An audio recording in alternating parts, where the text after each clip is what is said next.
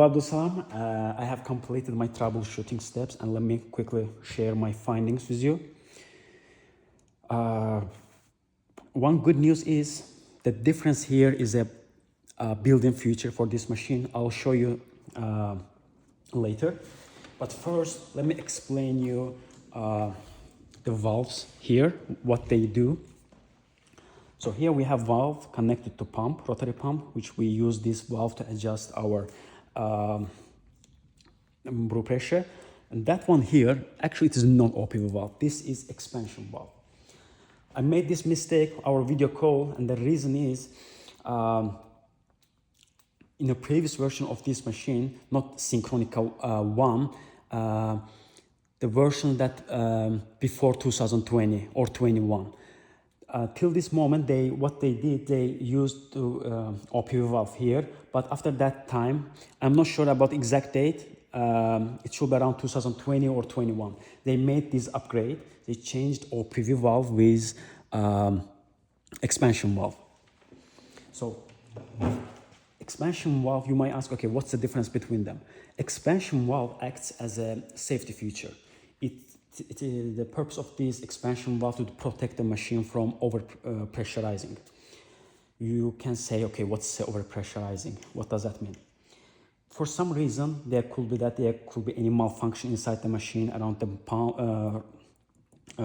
induction motor, or maybe a machine can draw more electricity from the socket and the pressure might spike inside these boilers.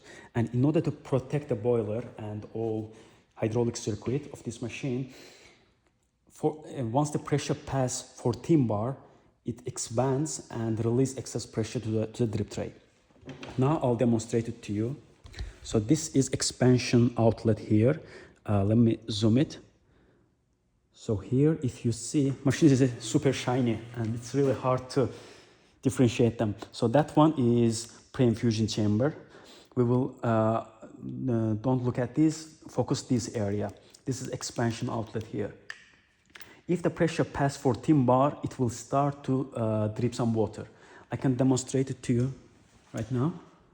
So we have blind basket inserted. So I will leave the lever, pressure will build up, but it will not pass the 14 bar because I haven't adjusted for 14 bar. And then I will increase the pressure from the rotary pump here. And once the pressure passes 14 bar, you will see that it will start to drop some water. Okay, here we go. There is no water drop. And as I pass 14 bar, see that? It started to leak water. Okay, I closed it. Now let's go back to... Okay, here's another thing. Do you see the pressure differences here? This is 10 bar, this is almost 13 bar. 3 bar differences. Okay, so this part is clear. Now let me explain what's going on here. So in closed system, as we discussed this morning, pressure should be distributed evenly in all directions. This is actually a fun fact. This is a knowledge from the school physics. I believe it was a Pascal law. It says pressure in closed system distributes evenly. But here we have, it is a closed system. We closed our group head here. But the pressure reading are in a different, so let me rephrase my thoughts. The reading on the pump pressure and group head pressure are from different point. So if you follow that capillary tube, which is connected to outlet section of the rotary pump, it directly goes to pump pressure, pump gauge here. So let me zoom out a little bit. Okay, it goes to here.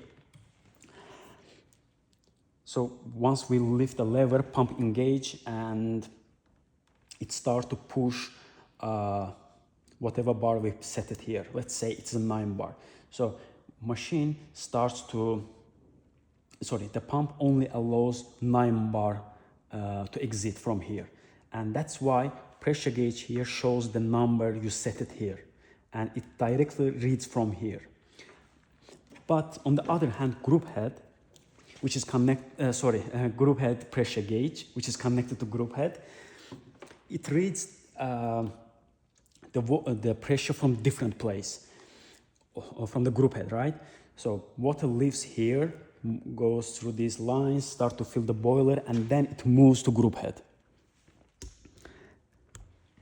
And as we left the lever on, pump continuously tries to send the water to the group head, and but on the pump pressure here, it only reads the 9 or 10 bar from here. It doesn't change. But after that point, machine push the water through the system. That's why we have a pressure difference on the group head and pressure gauge here. So let me open it. So right now, as you saw, we have similar pressure reading, but if we continue if we continue left this lever open, you will see that pressure will go up higher. So first they started the same. Let me do it one more time. So now they have similar reading in the beginning, but if we continue to pumping the water, you will see that needle, it slowly goes up. And if you left this lever on around 1 or 2 minutes, you will see that the pressure will come to and will stabilize around 12.5, and it doesn't change. So let me leave it now to see. So here what I'm trying to say is that gauge, that pressure, it connected to rotary pump, it reads the same pressure, but machine continues to push the water. And as you see, it slows down and it will stabilize somewhere here. So that's why they adjusted the valve to 12 bar, and they both seems aligned. So if I go and adjust back to 12 bar, let me increase it. As you see, now they are kind of aligned. But if you continue, it will go a little bit more than 12 and it will stabilize again here.